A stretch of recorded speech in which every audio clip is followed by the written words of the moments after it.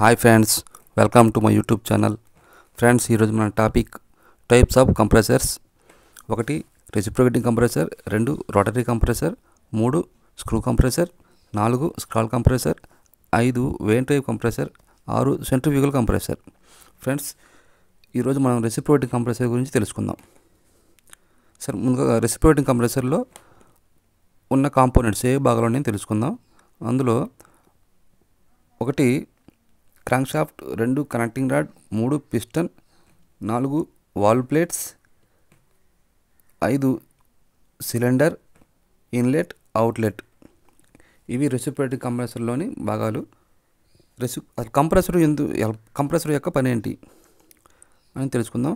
Compressor gas లేదా ఎయిర్ని pressure increase చేసి ఒక డివైస్ నుంచి ఇంకో డివైస్కి ట్రావెల్ చేయడానికి ఉపయోగపడుతుంది.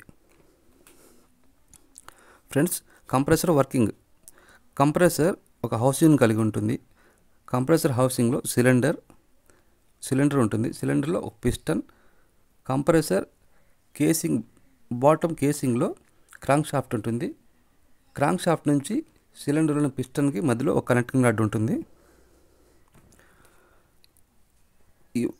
ఒకసారి కంప్రెసర్ స్టార్ట్ అయిన తర్వాత క్రాంక్ షాఫ్ట్ మూవ్ అవుతూ ఉంటుంది. అప్పుడు పిస్టన్ సిలిండర్లో టాప్ డెడ్ సెంటర్ నుంచి బాటమ్ డెడ్ సెంటర్కి మూవ్ అవుతూ ఉంటుంది. ఫ్రెండ్స్, సిలిండర్లో పిస్టన్ టాప్ డెడ్ సెంటర్ నుంచి బాటమ్ డెడ్ సెంటర్కి వచ్చినప్పుడు సక్షన్ లైన్ ద్వారా లో ప్రెజర్, లో టెంపరేచర్ వేపర్ని సిలిండర్లోకి సక్ చేసుకుంటుంది.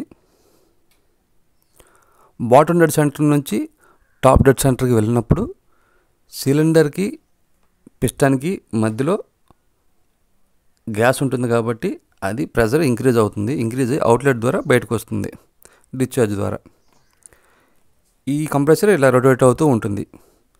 ఫ్రెండ్స్, రెసిప్రొకేటింగ్ కంప్రెసర్ ఉన్న భాగాలు, అది ఎలా పనిచేస్తుందో తెలుసుకుందాం. ఫ్రెండ్స్, ఈ వీడియో మీకు నచ్చితే లైక్ చేయండి, షేర్ చేయండి, సబ్స్క్రైబ్ చేయండి.